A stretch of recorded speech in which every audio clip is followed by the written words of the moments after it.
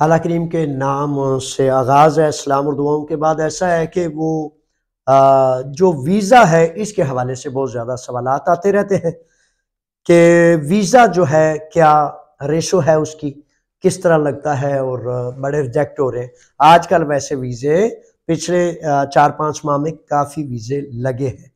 Construction, ज़मींदारा और tourism, ये 3 जो है बुनियादी चीज़ें हैं जिनमें ज़्यादा वीज़े लगते हैं। लेकिन ये भी ज़हन-नशीन कर लें कि बड़े सारे इलाकों में वर्क वीज़ा जो है बराह रास्त डायरेक्ट 1 सेंट 1 पाई के बगैर लगे हैं और वो नौजवान बच्चे आके काम कर रहे हैं। तो बराए मेहरबानी सबसे पहला नुकता तो ये है कि वीज़े का बड़ी दफ़ा तरीकाकार मैंने बताया। आपका कोई दोस्त, आपका कोई साथी, आपका कोई अजीज जो नेक नियत हो, एजेंट ना हो, उसको कहेंगे वो अपने मालिक के जरिए आपकी एप्लीकेशन करेगा। एप्लीकेशन करने के बाद जो जिली इंतजामिया है यहाँ, उसे पेरीफेरिया कहा जाता है। तो पेरीफेरिया उसको अगर क्लियर कर देती है, मंजूर कर लेती है, तो वो ग्रीक एम्बेसी में चला जाता है। आप टाइम अपॉइंटमेंट लेते हैं। टाइम अपॉइंटमेंट लेने के बाद बगैर एजेंटों को दखल देने के, बगैर किसी को रिश्वत देने के, बगैर किसी को अंदर दाखिल करने के, मेरे बच्चों खुद जाएं। आपका नसीब खुदा ने बनाया है। अगर नसीब में हुआ तो बड़ी इज्जत से, आबरू से, 1 सेंट के बगैर इंशाल्लाह फजल ताला, जिस तरह बड़े नौजवान आके कामों पे लगे, आप भी इंशाल्लाह लग जाएंगे। अच्छा, सबसे पहला काम, अब जो अहम चीजें हैं, सबसे पहला काम क्या होता है कि आपका एनसीमा जारी, टैक्स जारी होना है। अफीमी, आम का और इस तरह की चीजें जारी होनी है। वीजों की बड़ी अकसाम होती हैं। 3 अकसाम या 2 अकसाम को बुनियादी तौर पर कर ले। एक तो होता है 9 माह का वीजा, सीजनल वीजा उसे कहते हैं। फैक्ट्रियां जो हैं उसमें तकरीबन 5 साल का वीजा होता है।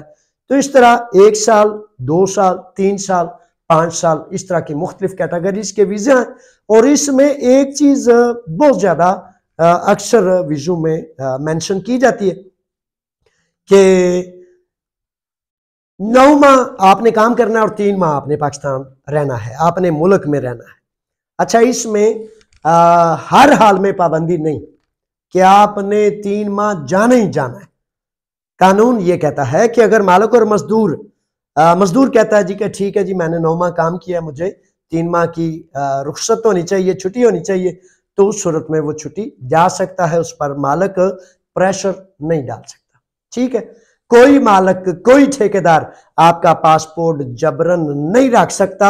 अगर पासपोर्ट और आपके कागजात वो रखता है तो मेरे बच्चों ये जुर्म है, ये क्राइम है।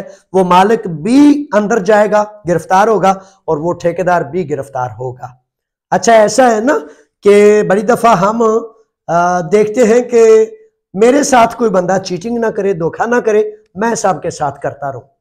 तो मेरे बच्चों, दोनों फ्रीकैन ने, ठेकेदार भी, मालकान भी, बड़ी दफा इसलिए ये अमल करते हैं, मैंने तहकीकात की है कि जो बच्चे वीजा लेते हैं, वीजा लेने के बाद वो आगे चले जाते हैं तो अपना भी नुकसान कर लेते हैं, उनका भी नुकसान कर देते हैं, उनको धोखा देते हैं, चीट करते हैं, जिसकी वजह से ना धोखा आप ठेकेदार को दें, ना मालिक को दें, ना मालिक और ठेकेदार आपको गुलाम बनाकर आपके पासपोर्ट जब्त करके तो आपको बांध के रखे।